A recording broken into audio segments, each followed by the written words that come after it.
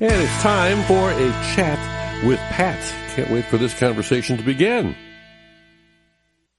Well, today I am excited about doing this chat with Pat because I have with us Nathan Krupa. Nathan is a fundraiser. He raises money to feed the hungry, and it's with the Golden Harvest Food Bank. He also blogs. He's got one on fundraising at thealmoner.com, and he blogs on the spiritual life at nathankrupa.com. He's got a couple of books, but today I want to talk about an article I read in Catholic Stand.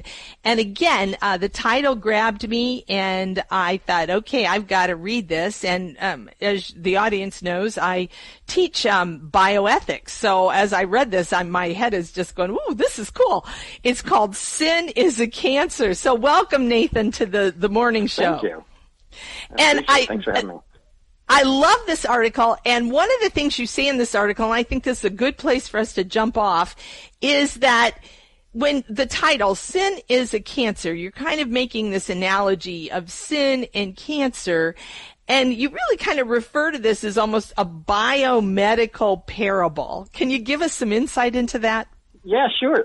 Well, I think what's really neat is if you think about the world, the universe, as the playground that God built for his children, like you can find lessons hidden throughout creation that he's trying to reveal something to us. You see that in the book of Proverbs. You know, the author is talking about, look at the lizard is wise for such and such a reason.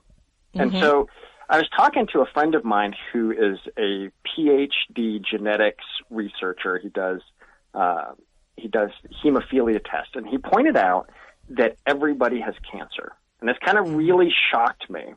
But as we got into it, he started describing how the cells they're just our body's cells, but they stop behaving the way they ought to.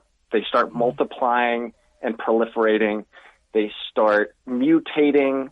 They hide from the cells that are supposed to destroy them, and they can even send out the chemical signals that draw blood vessels into them so that they can grow and replicate even more quickly. Yeah. And as we were talking about that, right, I just saw this immediate parallel between that cancer and sin in our lives. And I think, that sin is something that is, it's take something that is a natural desire for a human being. So like human sexuality is a great one. It's a natural thing. Right. God created human beings to reproduce. Sexuality is a part of what we do. But what happens is those sexual desires become disordered, like a cancer cell. It begins to proliferate. It begins to express itself more and more in disordered ways. The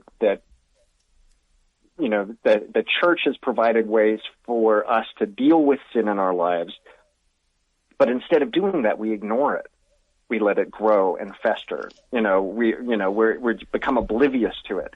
So it became this beautiful parable of revelation of sin is something we need to take very seriously, like you would a cancer diagnosis.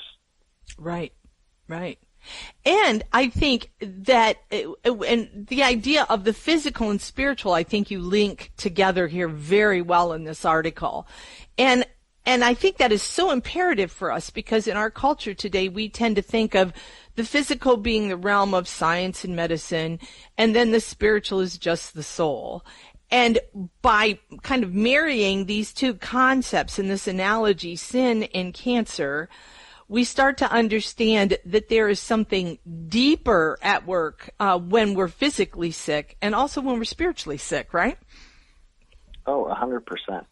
And I think that there's also, sin can change us physically, which is like a great example of this is like you see in addiction like alcoholism, where there's actual biochemical changes that happen through the repeated sin of drunkenness, that it actually changes your mental chemistry so that it becomes harder and harder and harder to break that cycle of sin and addiction in your life.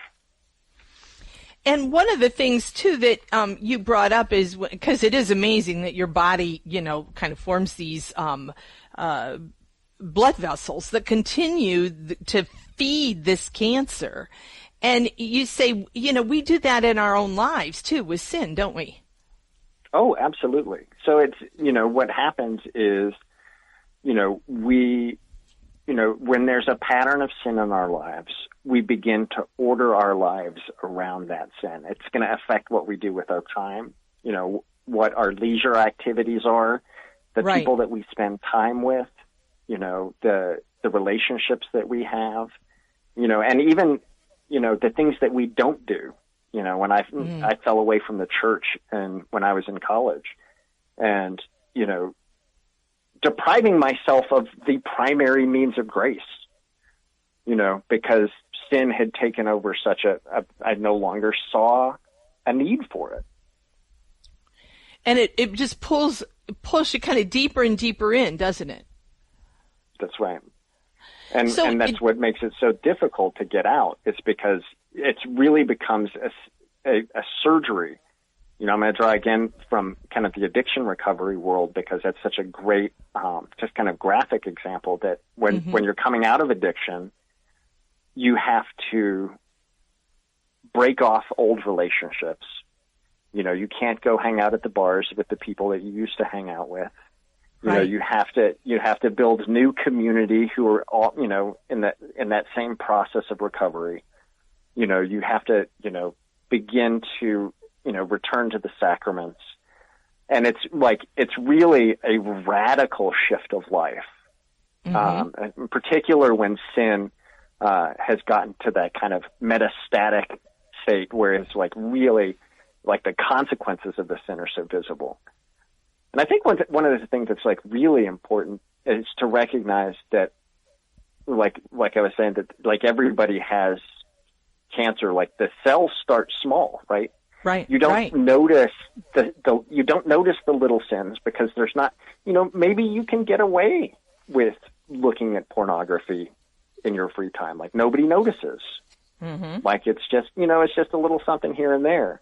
Right. And it's not until it destroys your marriage where the tumor is fully grown, or it leads to adultery, that the full ramifications of those little sins that started off at first, that when you haven't dealt with them, that, it becomes this huge, radical, destructive event in your life where, it's the tumor. Right. Has become visible. Yeah. And it calls obviously usually for major surgery, right? And that is the awareness of sin. Yeah. So to be serious about sin in our lives and not just to blow it off, right?